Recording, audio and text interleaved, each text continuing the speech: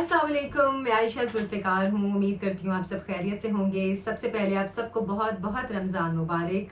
दुआ है ये रमज़ान हम सब के लिए खैर व बरकत और आफ़ियत का महीना साबित हो।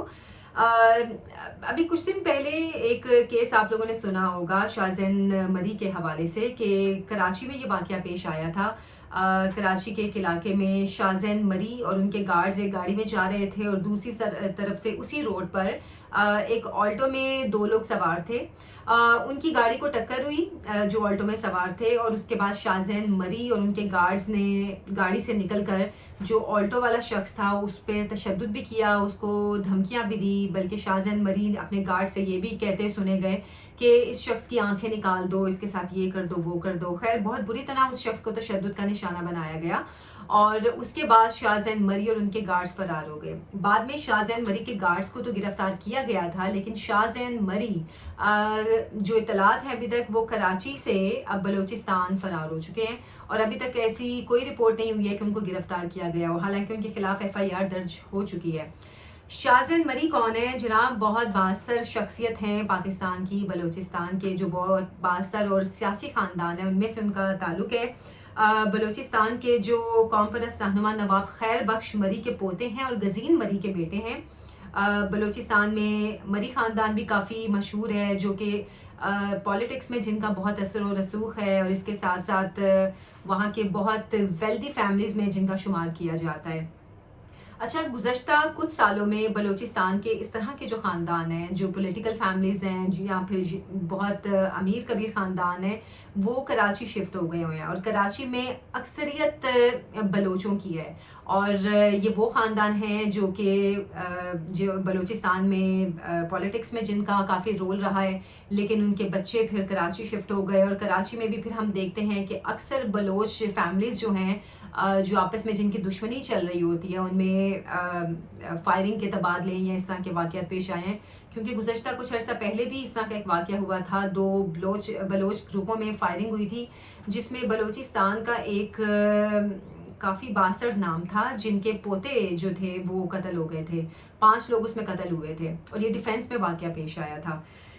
लेकिन जनाब, हम इतने शदीद वडेरा शाही निज़ाम में फंसे हुए हैं और हमारी सोसाइटी, हमारा इंसाफ का निज़ाम इस कदर शदीद फंसा हुआ है कि हम या कोई भी आम शख्स इनके ख़िलाफ़ कुछ कर नहीं सकता। अब जैसे कि ये शाज़ेन मरी वाला वाक़या पेश आया है, और जैसे कि मैं बता रही थी कि शाज़ेन मरी ने उनके गार्ड से निकलकर जो ऑल्टो में शख्स था उसको और उसके दोस्त को काफ़ी ज़द्दोकोब किया, तशद्दुद का निशाना बनाया, और उस शख्स ने FIR भी दर्ज कराई है। लेकिन अब आप देख सकते हैं कि FIR दर्ज होने के बावजूद अभी तक गिरफ्तारी नहीं हो सकी है, क्योंकि इसमें सिंध पुलिस ने अभी तक जो वज़ारत दाखिला सिंध है उनको ख़त लिखा है कि वो बलूचिस्तान की जो वज़ारत दाखिला है उनको आगे से ख़त लिखें, उनसे रिक्वेस्ट करें कि वो शाज़ेन मरी की गिरफ्तारी के लिए उनको इजाज़त दी जाए। अब इस सिलसिले में क्या होगा, क्योंकि जैसे कि मैंने बताया कि शाज़ेन मरी बहुत बड़े ख़ानदान से उनका ताल्लुक़ है बलूचिस्तान के, तो और हाँ, बल्कि कुछ ये भी ख़बरें हैं कि इस तरह के पहले भी वाक़यात जो हैं उनके ख़िलाफ़ रिपोर्ट हुए हैं, इसी तरह के लोगों पर तशद्दुद करने के या कुछ और वाक़यात इस तरह के हैं जो कि उनके ख़िलाफ़ रिपोर्ट हुए हैं, लेकिन अभी तक कोई भी उनकी गिरफ्तारी किसी भी केस में नहीं हुई है। और इस केस में भी गिरफ्तारी होती है या नहीं, ये हम अभी तो कुछ नहीं कह सकते, लेकिन पुलिस बहरहाल कोशिश कर रही है। और शायद ये कोशिश भी इसलिए हो रही है क्योंकि ये मामला मीडिया पे बहुत ज़्यादा हाईलाइट हो गया। और अगर हम बात करें कुछ अरसे में, कुछ सालों में इस तरह के बहुत से वाक़यात हैं जो मीडिया पे बहुत ज़्यादा हाईलाइट हुए, लेकिन उसका फ़ायदा कुछ नहीं हुआ। एंड क्या होता है, या तो ज़बरदस्ती सुलहनामा करा लिया जाता है, ज़बरदस्ती दूसरी पार्टी से माफ़ीनामा लिखवा लिया जाता है, या अगर थोड़ा सा कम बासर ख़ानदान हो, थोड़ा नॉर्मल ख़ानदान हो, तो उनको दियत पर मजबूर कर दिया जाता है। हमारे सामने मिसालें हैं, नूर मुकद्दम वाला मामला क्या हुआ, वो भी ख़त्म हो गया।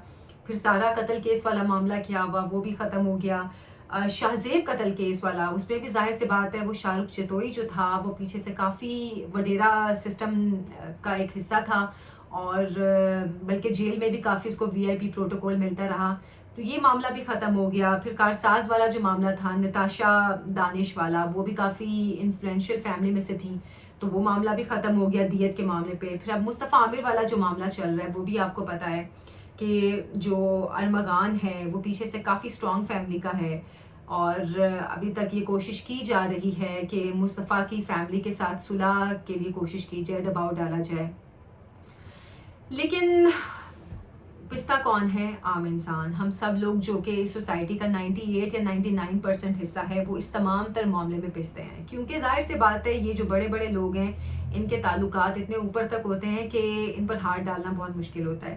اب شاہزین مری والے معاملے میں بھی ظاہر سی بات ہے یہ تو مشکل ہی ہے کہ گرفتار کیا جائے، لیکن اگر گرفتاری ہو بھی گئی تو شاید کچھ عرصے میں چھوٹ جائیں یا کچھ عرصے میں ان کو رہا کر دیا جائے.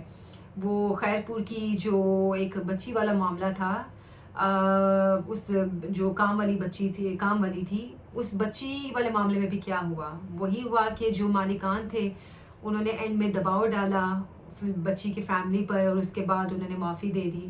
تو یہ تمام تر معاملے جو ہیں یہ ہماری سوسائٹی کا چہرہ جو ہیں بہت اچھی طرح دکھاتے ہیں کہ ہماری سوسائٹی کہاں سٹینڈ کرتی ہے.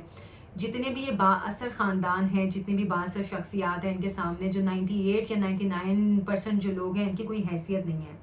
اب یہ جو معاملہ ہے شاہزین مری والا، اس معاملے میں بھی ابھی تک تو کوئی پیش رفت نہیں ہوئی ہے. پولیس کوشش تو کر رہی ہے، وہ بھی شاید اس لیے کہ میڈیا پر یہ معاملہ اتنا زیادہ ہائی لائٹ ہو گیا کہ اب پولیس کو تھوڑی کوشش کرنی پڑ رہی ہے شاہزین مری کی گرفتاری کے لیے.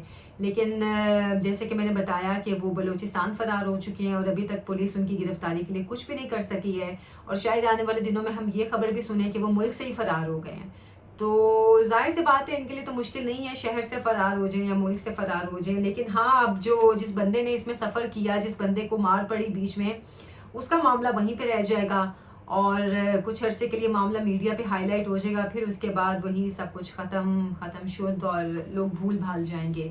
تو جناب یہ تمام معاملات جو ہیں ہماری سوسائٹی کا جو ایک ڈارک سائڈ ہے اس کو بہت اچھی طرح دکھاتے ہیں کہ اتنے بڑے بڑے خاندانوں کے لوگ بڑے بڑے معاملات کر جاتے ہیں، قتل کر جاتے ہیں اور اس کے بعد بہت آسانی سے ان کو چھوڑ دیا جاتا ہے. تو افسوس ہوتا ہے اپنی سوسائٹی پہ، اپنے کلچر پہ کہ ہم کس طرح کی سوسائٹی میں رہ رہے ہیں، ہم کس طرح کے ماحول میں رہ رہے ہیں، اور پھر ڈر بھی لگتا ہے اپنے بچوں کے لیے کہ آنے والے وقت میں ہمارے بچوں کو کس طرح کا ماحول ملے گا. تو دعا ہی کر سکتے ہیں کہ اللہ تعالیٰ ہمارے ملک پہ رحم کرے، ہم لوگوں کے حالات پہ رحم کرے، کیونکہ ہم لوگ تو ظاہر سی بات ہے اس سوسائٹی کو بدلنے کے لیے کچھ خاص کردار نہیں ادا کر سکتے. جتنی کوشش ہوتی ہے وہ تو ہم کرتے ہیں اپنے آپ کو ایک بہتر سائڈ پر رکھ کے، لیکن جو ایک باقی ایک میجورٹی والا حصہ ہے اس کے لیے ہم دعائیں کر سکتے ہیں کہ اللہ تعالیٰ ہمارے ملک کو آنے والے وقت میں ان برائیوں سے دور رکھے. آج کی ویڈیو سے اجازت دیں مجھے. اللہ حافظ.